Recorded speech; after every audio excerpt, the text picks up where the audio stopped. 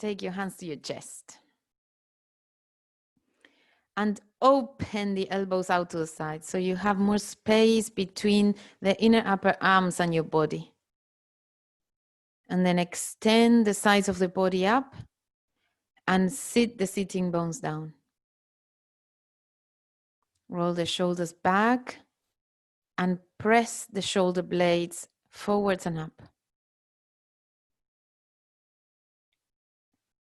Try to take the back of the head more back and the shoulder tips also back. Release any tension in the groin area. And press the heels of the hands into one another. So that way we have some air underneath the arms and freedom around the neck and shoulder area.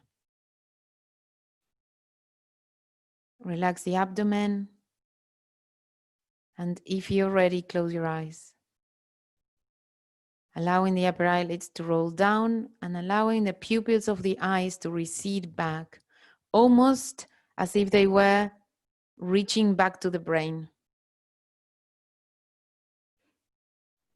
Carry on breathing in and out, normally through the nose.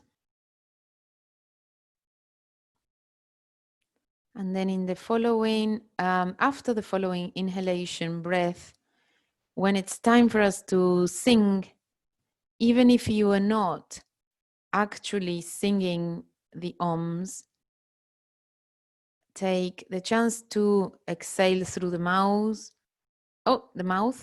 as well as the nose. So take a slightly deeper inhalation than before. Open your mouth and either exhale or chant with us.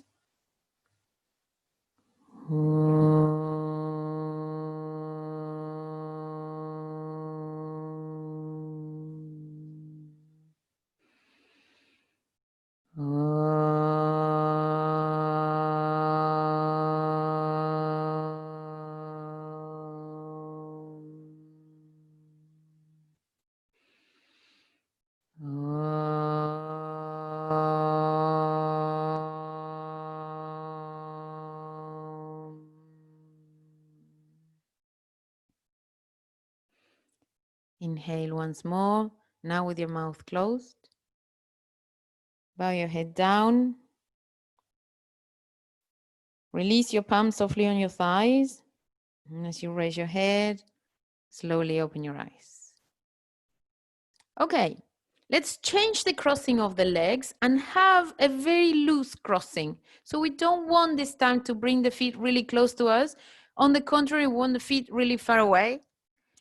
If there is any knee injuries, you may be better off doing this asana with legs extending. So this is Adho Mukha Svastikasana, which means going forwards with your torso and the legs are still crossed. But of course, if we have a little injury in the knee, that will bring the knees down with the body down. So you may be better off extending. I'm thinking of Sue. Maybe if you want, just sit on the bolster but extend the legs. So with the 2 feet not touching one another, but you still have a very loose cross on your legs, extend your torso forwards and walk your hands, keeping the sitting bones still on the floor. So you are extending from the sacrum down to the sitting bones and from the waist all the way up. Walk your hands forwards, almost as if we were doing child's pose, with the legs receding back and down. So the buttocks are still going down to the mats and back behind you, but the torso is extending away and the neck is extending too. Try in this position, before you release the head fully down, to take a deep inhalation breath and expand the back of the waist. So from the kidney area out to the sides, from the center of the lumbar spine out to the kidney area. Expand with each exhalation breath.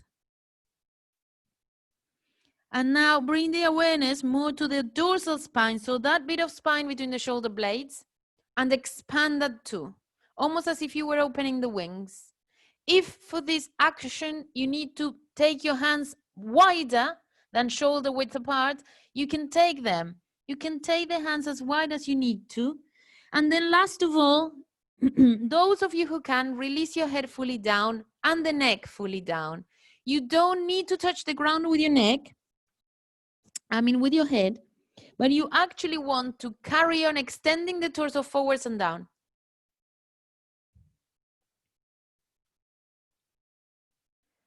Exhale, and every time,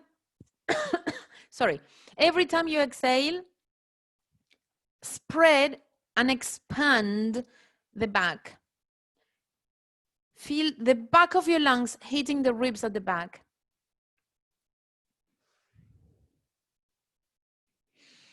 Inhale, look up and come back up, walking with your hands a little bit further back. Now we will change that loose crossing. If you are with the legs extended, stay exactly as you are. Change the crossing. And from here, we will do exactly the same, but to the sides.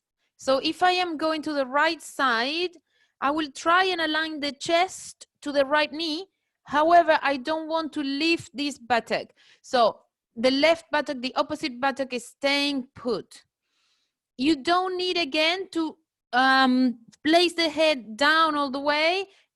The important thing is that you can stretch this part of the body and again create some air for that left side of the body. And then as we go towards the left, similarly to the right.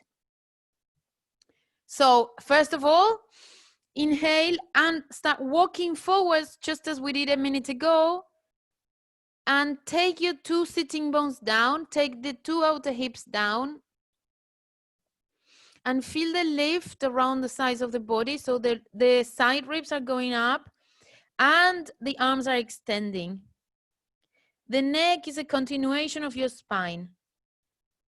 And now from here, with an exhalation breath, walk your hands towards the right knee and beyond. So the breastbone is going to be aligned to the right knee. However, you want the left sitting bone to stay down. So broaden like an accordion the ribs on the left. See if you can take the left shoulder a little bit further down. And then release your bodies completely, including the head and neck. Carry on pushing down with the outer left hip and sitting bone. Look up with your head and start walking your hands back to the center, still with your arms extending away, and then realign yourself so that the sternum is now going or pointing at the left knee. Your right arm wants to carry on walking and walking further away from your body. The left arm can go back to the back edge of your mat. Try and revolve your body as you take your right shoulder down, right ribs down. However, can I keep the right buttock, right outer hip on the floor? Release the head and feel that with that exhalation breath, you are expanding the right ribs, the right side of your body. And then inhale, walk your hands back to the center, come back up. We're going to do the first Paschimottanasana of the evening with the chair for our head. So this Paschimottanasana has the legs a little wide open, as wide as the chair will allow. So I want the legs to be resting, the outer ankles to be resting on those outer back legs of the chair. And then simply keeping the sitting bones down, we will take the head to the seat of the chair. If there is tension in the hamstrings when you're doing that action, you can prop your seat up with a cushion or a yoga block or something extra. So first, make sure that the 2 feet are facing the ceiling, the toes are facing the ceiling, and I am actually supporting my outer ankles and outer heels with the back legs of the chair. The legs are extending away from the sitting bones all the way to the heels. And then I'm pushing into an imaginary wall with my big toe mounds. The torso is straight. So if there is no straight torso here, have a block or something for your buttocks to balance out the evenness of your spine.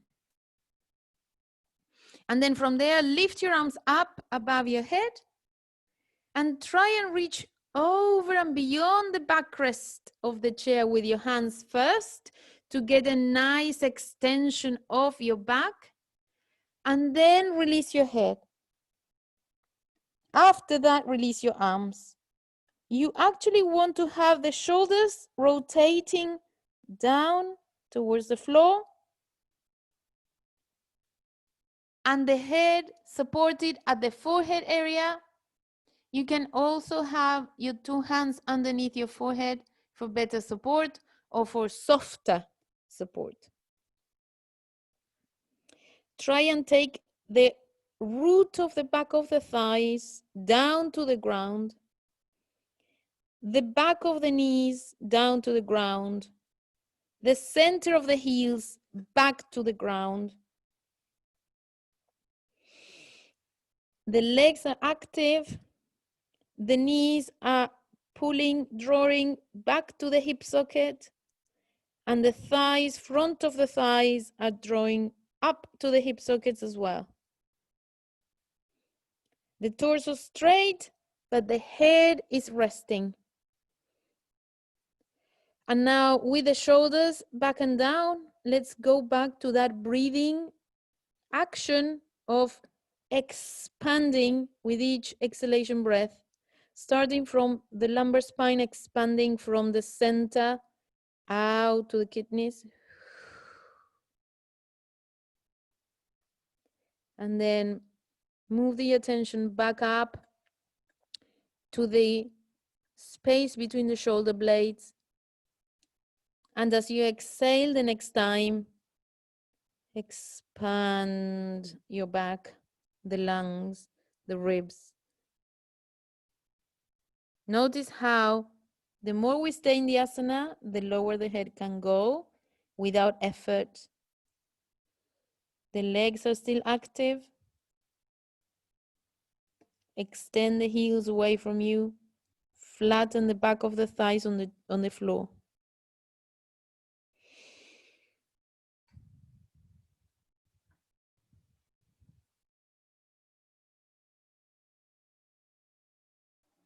And then inhale, come back up. Very gently, remove the chair. And we will work this time in Janu Shirshasana, but this Janu Shirshasana has a peculiar change. So the legs are going to be apart. So Janu Shirshasana is this position, where one leg is doing tree pose and the other one is extending, and then we go forwards. There is also a slight rotation of the body with this leg bend. However, today we are going to start from legs apart. So when I bring my right leg to tree pose, that left leg is not in the way. I don't really have to rotate that much. My torso is already actively rotating forwards, and then I will carry on going forwards.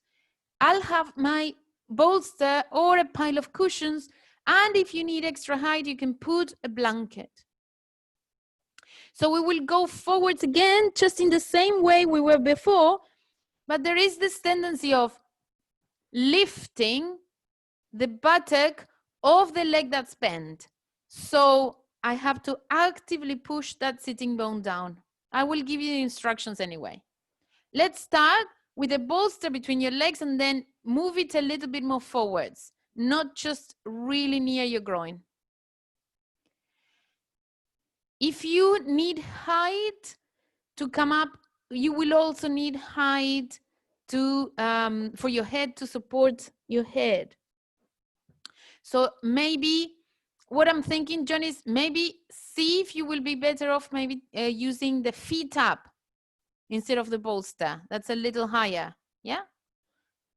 So let's bend and turn the right knee and bring the right foot well into its own groin.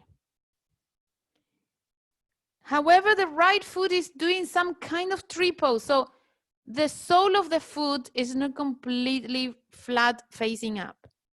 We have the outer edge of the foot on the mat. Now place the bolster between the two legs. The left leg is out to the side. And immediately after, feel that rotation. So the body is facing the front. The two hips are facing the front, but you really need to make the effort with the right hip to grip so that we are aligned to that bolster. So from here, inhale and lift your arms into Urdhva Hastasana. Carry on taking your right side of the body more to the bolster and then move forward. You can release your torso on top of the pillow or on top of a blanket, or if you need more height, you can put blocks underneath the bolster. You need stability, yeah? So put the square stuff underneath and then you put the bolster on top.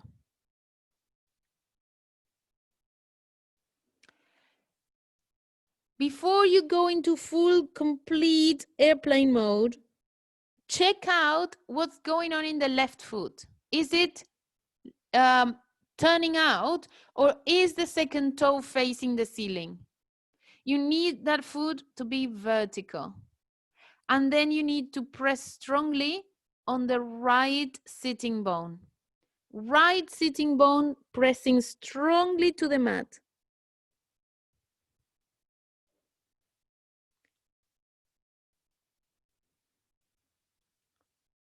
See how much you can extend the inner left groin to the inner left knee to the inner left ankle. Relax any tension in your jaw. You don't want to tense the jaw. You also don't want to tense the head, the neck, the chest. If there is any tension there, you really want to breathe out, and you might need a little bit of extra height under your head if you feel that you're struggling. The whole point of this action is to release. If there is discomfort, bring more height underneath your head.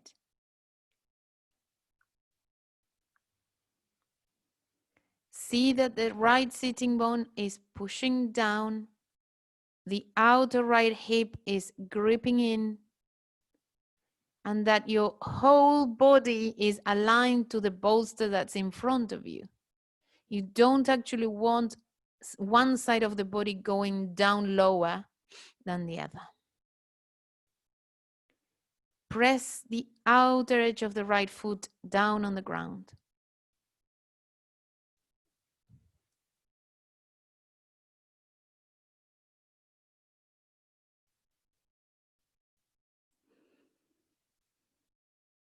And then inhale, look up and walk your hands back up.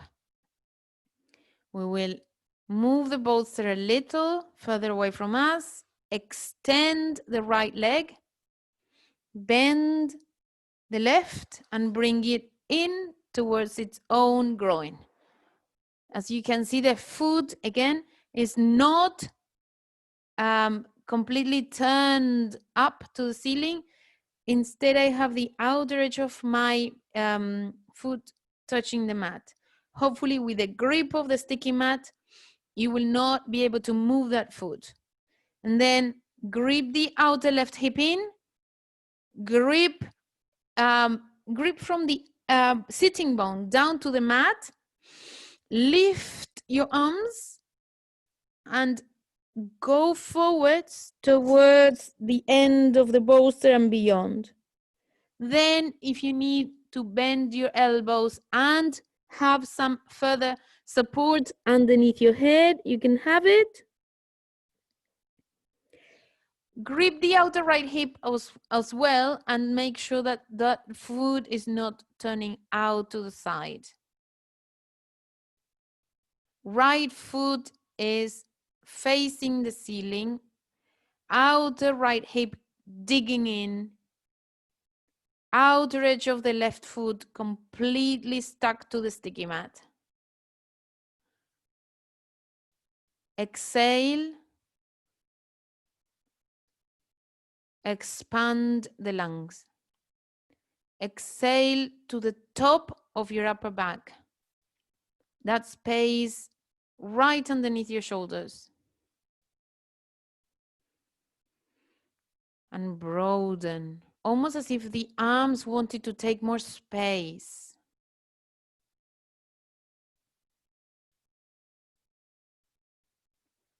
Allow your body to become passive. Allow the mind to become passive and just focus on the releasing of the muscle fibers all around the body. From the spine out to the sides with each exhalation breath. Release the left shoulder a little bit more down.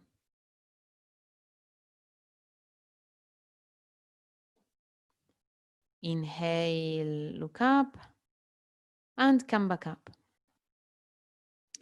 So extend the left leg out to the side. And this time around, we're going to do something very, very similar, but it will require a little extra effort on the hamstrings. This is going to be Paschimottanasana, but my legs are hugging the bolster. If you don't have the bolster, hug whatever piece of furniture you have in between your legs now. So either the bolster or the cushions or the blanket, whatever you have there, have the 2 feet parallel and that inner side of the leg squeezing into the support.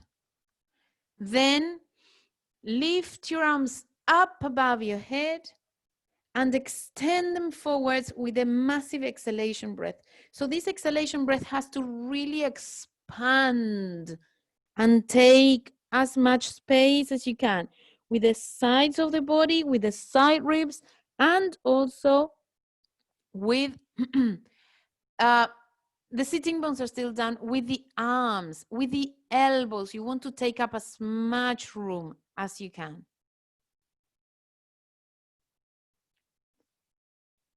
You can fold the elbows and place your 2 hands underneath your forehead if you need extra height.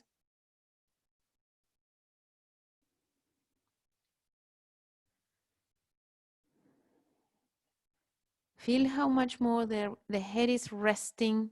If there is tightness in the hamstrings, fold the pillow once more or have an extra cushion. Don't strain the hamstrings. The idea is for us to release the forehead, release the tension in your head, release the frontal lobe of the brain. Undo any gripping in the jaw, but also in the mouth. So the flesh of the cheeks from the inside is loose. And all around the tongue, bring the tongue down, the sides of the tongue. Bring them away from the roof of the mouth.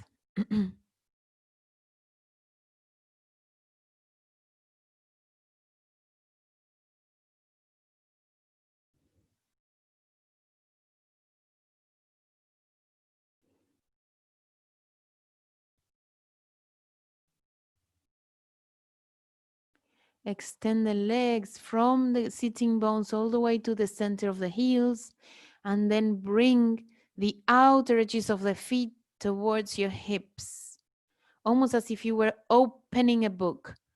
Press the big toe mounds away from you and draw in and up from the outer edges of your feet all the way to the outer hips.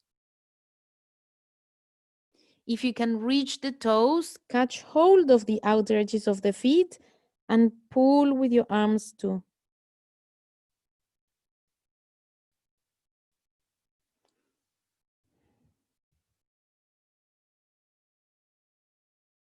And then from there, inhale, look up and come back up.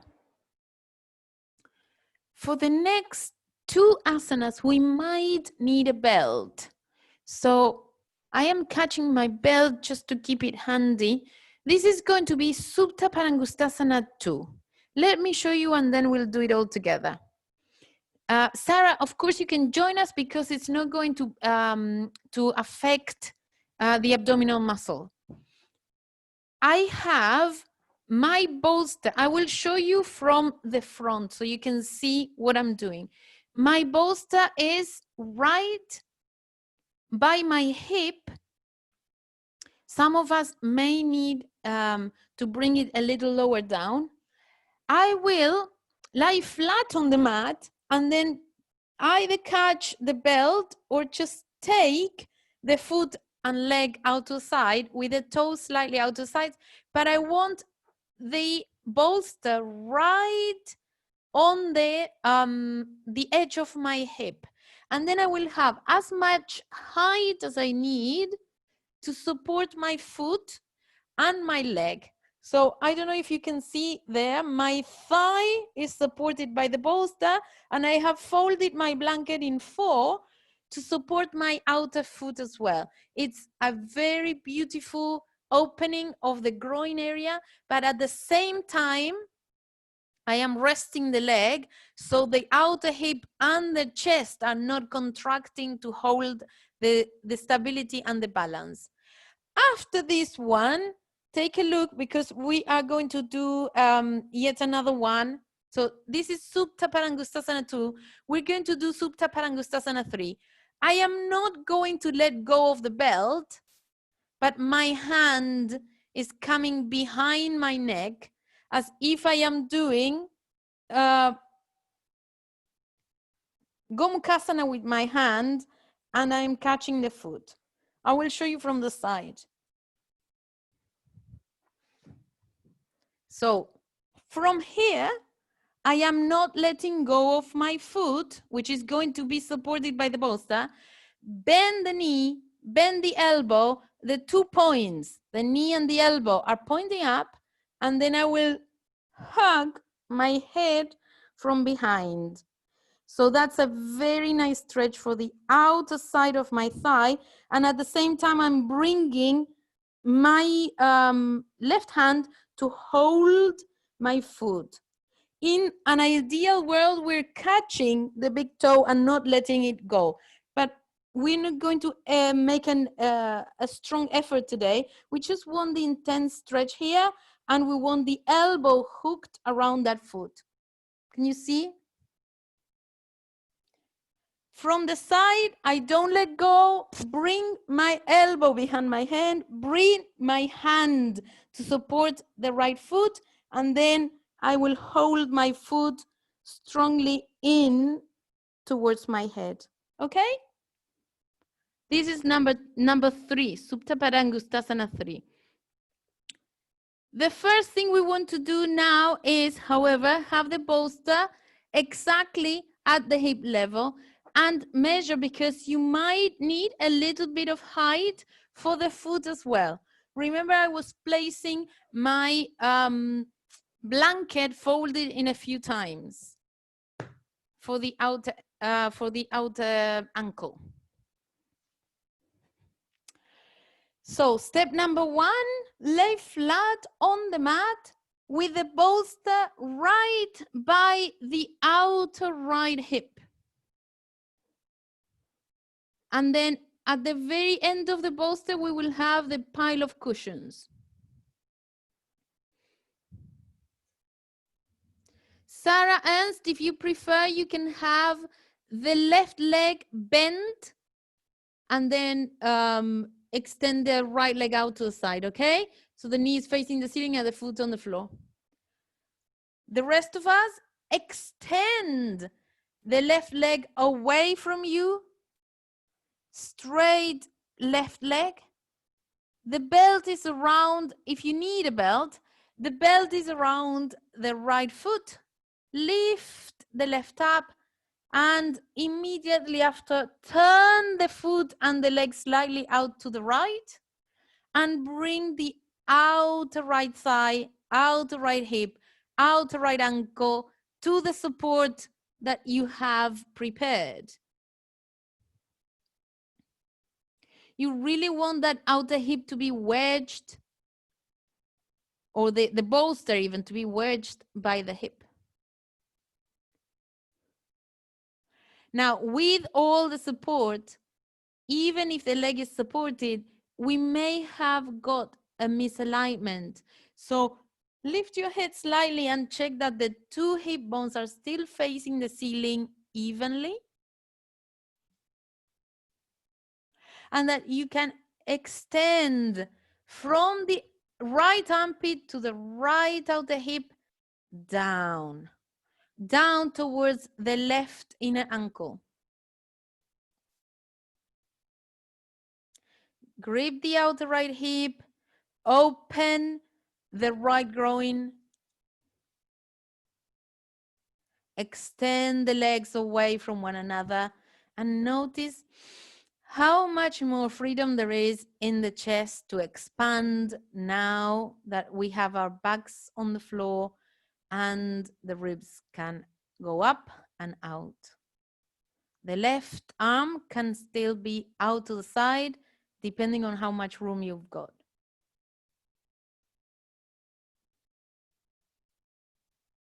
Now from here, we will bend both the right elbow and the right knee. Cross the leg in front of us, almost as if we were going to do Baddha Konasana.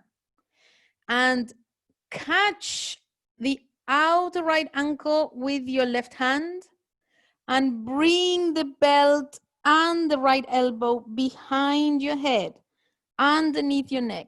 So what I'm doing now is something similar to Baddha Konasana and Gomukhasana with my arm.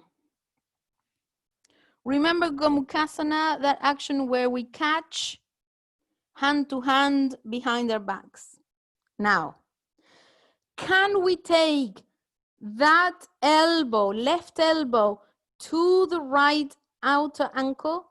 So you are hooking your hand, arm to that right foot, and then pulling from that arm and lifting your head more until you bring the hand closer and closer to your head.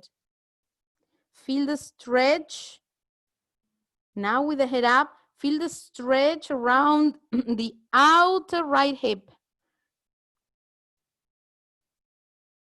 Carry on extending the left leg away from you. If the left leg is lifting up, you can of course bend that knee and bring the foot to the ground. Release the belt from underneath your head. Take your head down to the floor. Loosen the belt from around the right foot and extend the right leg away together with the left one. So now we're going to repeat exactly the same to the other side. If you don't have enough room to put the bolster on the other side, simply turn around and face the feet to the other side. You may notice that one hip is looser than the other, so you might need less height or more height for that outer left foot now. So place the bolster and the blanket right by your hip on the left, and then wrap the belt around the left foot. Extend the right leg away from you and open the left leg out. Open the left leg out. You want to have the foot supported, the ankle supported, the hip supported, the outer thigh supported. And still, the two legs are straight, the two hips are facing the ceiling, and the two shoulders, the chest, and your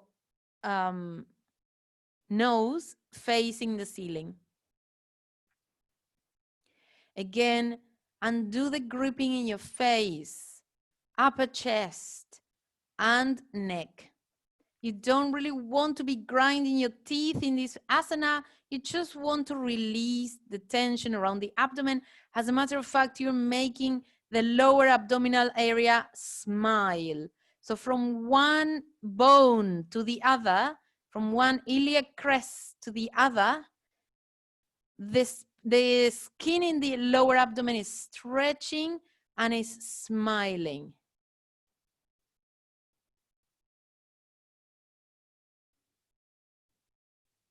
Lengthen the base of the skull away from the buttocks. And now from here, we are going to bend the left knee, bend the left elbow, bring the belt behind my head and hug that outer left ankle with my right hand. Try to lift your head and bring the foot closer and closer to your face. Can you actually hook that elbow to that foot? Yeah. Inner right elbow hooking into the outer heel of the right leg. Still press the back of the right thigh to the ground. Lift your head and see if you can walk your hand further along that belt.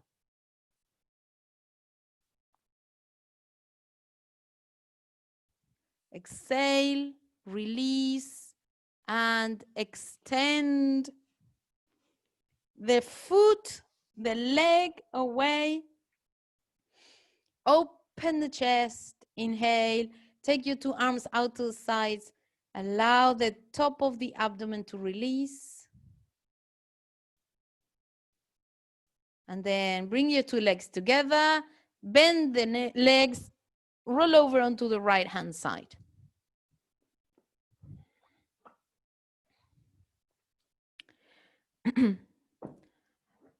Those of us who can easily come into lotus pose, we will be doing lotus pose with both legs.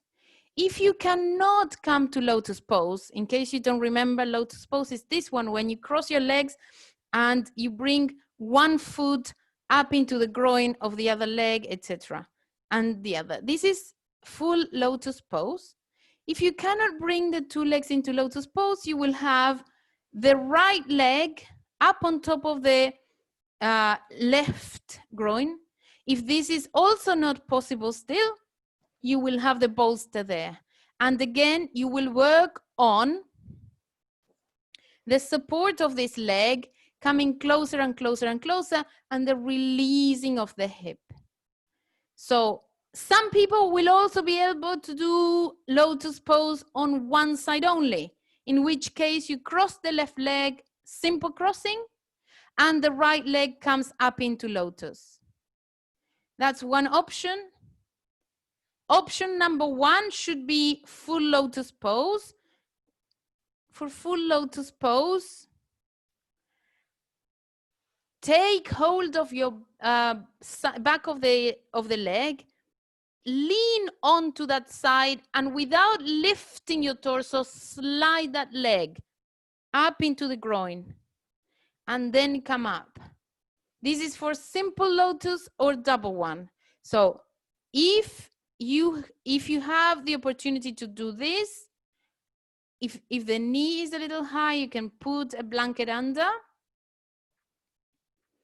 If you can bend the bottom leg into half Padmasana, that's fine.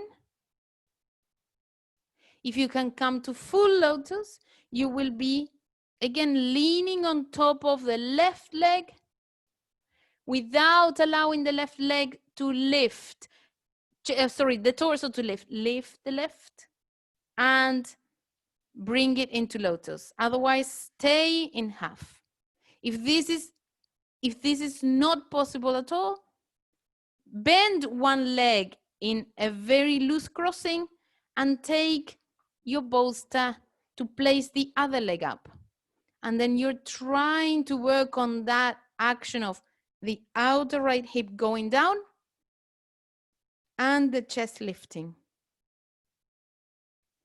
So at the moment, everybody has the right leg bent first and the left leg bent second.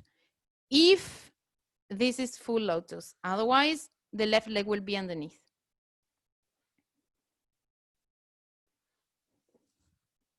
From here, take your hands to the size of your hips.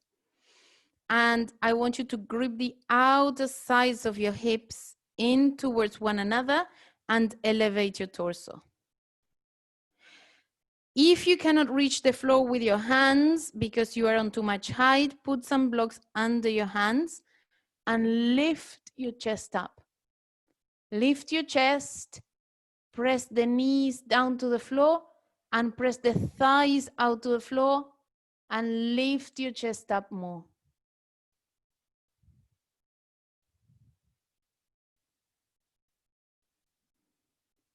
Bring your head back to the center.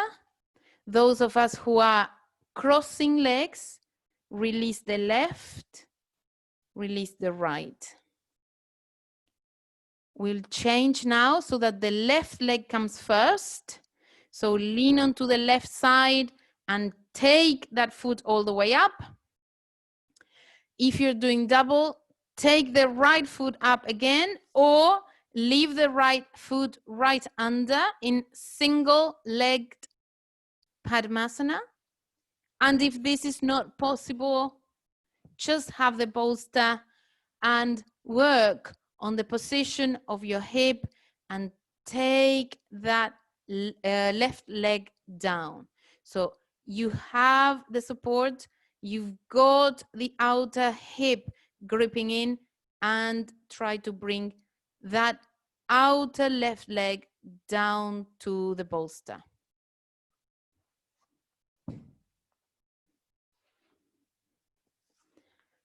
So this time around, press your palms on top of your knees or on top of the knee that you are that you're bending first, which is your left.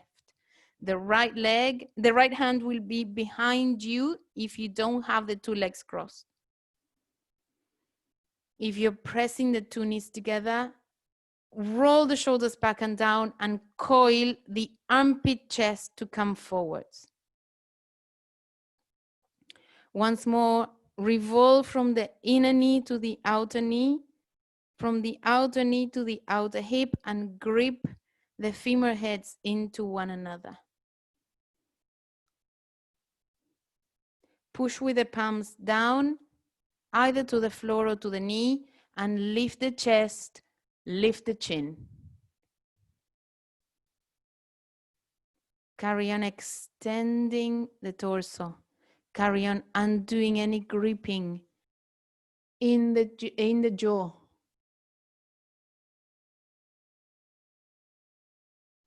Without creating wrinkles at the back of your neck, see if you can roll your eyes up. Roll your eyes and make the pupils of your eyes come to see what is in between the two eyes. Can you take a look at your eyebrows from there? And then bring your head back to the center. Release the two legs. Now we are, those of us who can easily come into lotus pose, we're going to do a Supta lotus pose, which is called Matsyasana. This is a very strong position, both for the knees and for the lumbar spine. So if you can easily come to lotus pose, this is the pose for you. You will have the right leg first, the left leg second. You will have a belt and make a number 8 with a belt. I don't know if you can see. Make a number 8 with your belt, and then knee and foot, and knee and foot. So when I tighten up the belt, my legs are not going anywhere. And then I will have my bolster across the mat so that I place my 2 outer knees and down I come. First on my elbows, roll the buttock flesh away, and then to my backs. The idea is to have the buttocks, the waist, and the shoulders on the floor, and to be able to bring your hands over your head. If you don't have enough room, you can take your, bend your elbows and pull the elbows away from you. If this is too much, if the Padmasana action is too much, simple crossing of your legs, simple crossing, just like when we do the beginning of the class. And then again have that figure of 8, catching your knee and your foot, knee and foot. So the foot that is underneath is not going anywhere.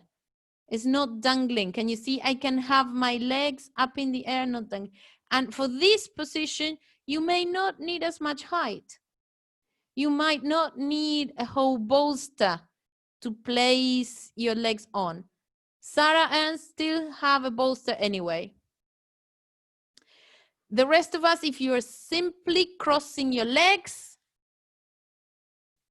make sure you know how to put the belt. I will show you again. You cross your legs simply and then make an 8 or an infinite or an infinity symbol. Yeah. And then one loop is for one foot and one knee, and the other loop is for the other foot and the other knee. And then you tighten the loop from the tail of the belt, and the 2 feet are stuck together. Then you can place the 2 outer thighs, outer shins, outer ankles on the bolster if you're doing Padmasana, or you can simply cross the legs, hold the legs together with the belt, and let the legs go down to the floor. It's up to you, whichever version of this you're doing. The Padmasana version will be a little tighter. And remember which leg went up first.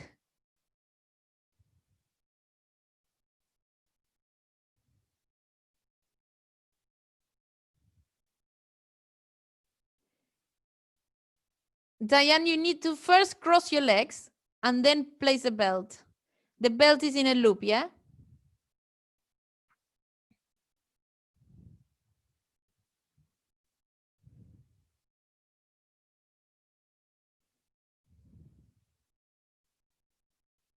You're there.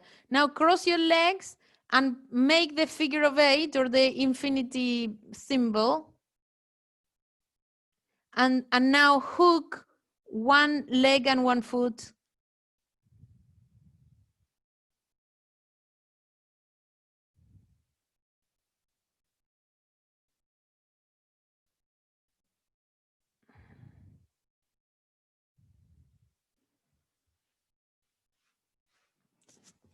Make it a big loop, look. Make it a big loop.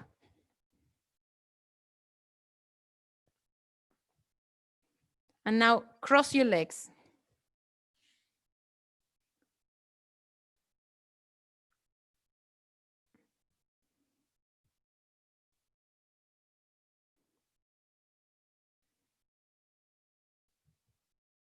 Everybody open the arms out to the sides. and expand from the center of your spine out to each hand.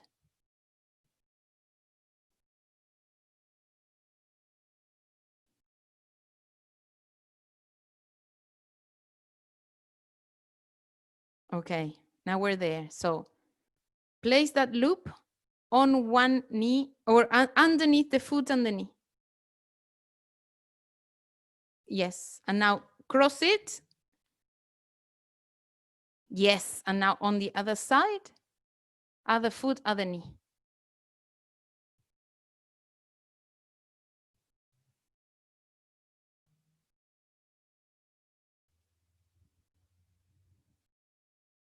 That's it.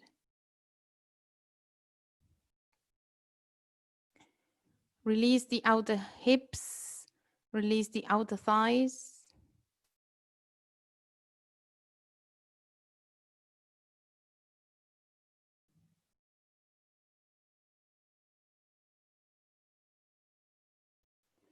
Roll the inner groin to the outer knees.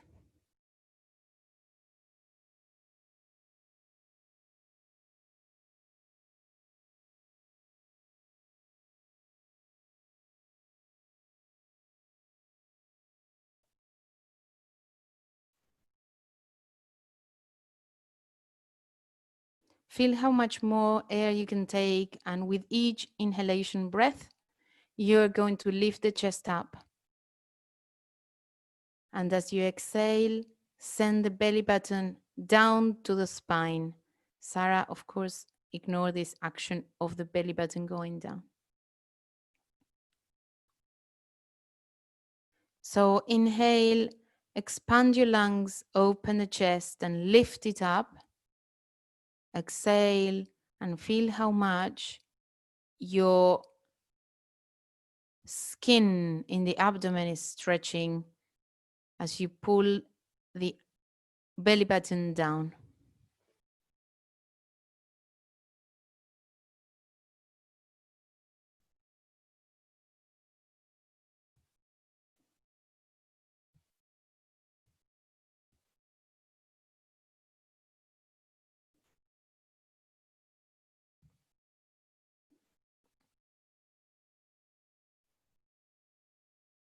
There's no tension in the groin area, hopefully, and there should not be any tension in the abdomen. The hips are releasing down. The longer we stay in these positions, the more release we gain in the outer hips. Now, without disturbing yourselves too much, we will lift the feet off the ground or off the bolster to bring the feet closer to you, to be able to take the belt off. And we all have the bolster handy or the cushion handy. So now at the moment, what I would like to ask you is to bring the bolster closer and closer to your top thigh, almost touching the buttock creases. And then release your legs fully. With the belt, because you have it really close to you, if you want, you can fold the belt in 4 and place it on top of the upper eyelids. That will give the eyes more heaviness. And also, if you have a blanket handy, I know it's a little bit hot, but if you have a blanket handy, I'd like for you to have it on top of the thighs. So the more weight we apply to the thighs, the more freedom there is in the lungs to expand. If we had sandbags, for instance, this is the ideal exercise to use sandbags. If you ever do Shavasana and you buy those rice bags of 5 kilos or something like that, you can use one of those as well.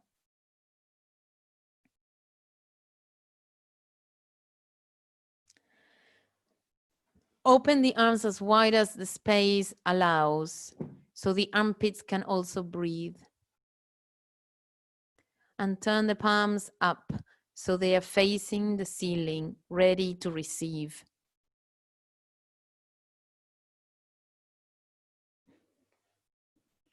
Be aware of your breath as you breathe in and out. This time around, see if you can make your inhalation breath a little longer. So exhale yourselves completely and inhale.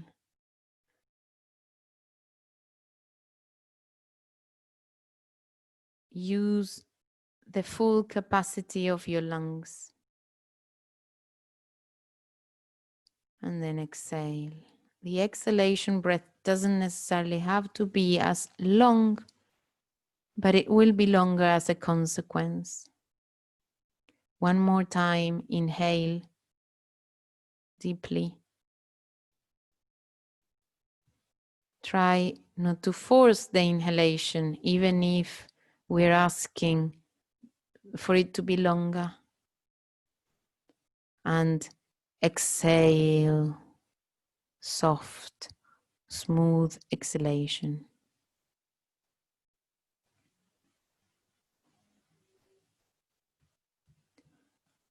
One more time, inhale deeply. Scan the body. Feel the expansion of the back body and feel how the front body completely relies and surrenders on the back body. And exhale completely. And then, without disturbing the state, go back to inhaling and exhaling normally, but with the awareness of freedom around the nostrils, freedom around the mouth cavity, freedom around the inner ears,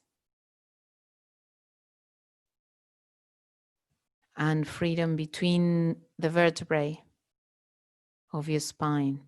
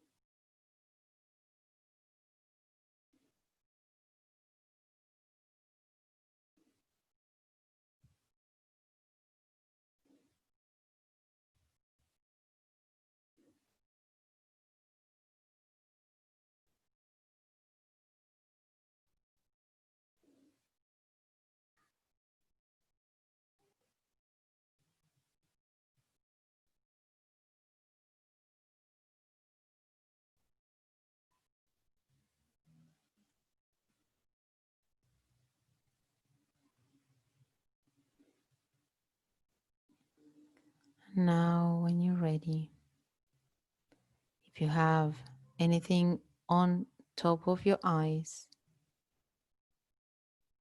try and take that out without opening your eyes just yet.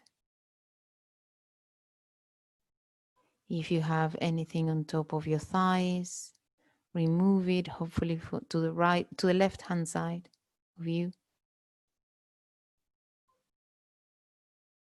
Try and do these actions really softly without disturbing the state of calm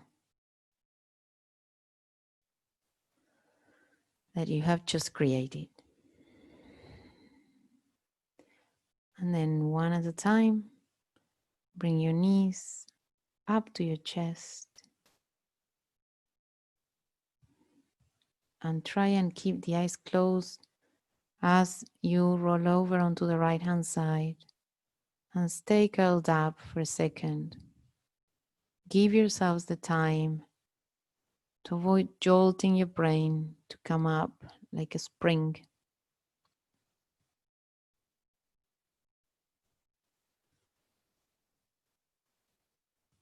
And then from there, as and when you're ready, bring yourselves up to a sitting position with the head coming up last. Have your hands on the chest and take one moment to vow for your bodies and minds for being healthy enough to allow us to do this yoga session today. And thank the teachers before us who showed us the way so generously. Thank you everybody for joining. Namaste. I hope you have an amazing weekend, even if the weather is a little rainy. And I hope you can completely breathe better, Diane especially.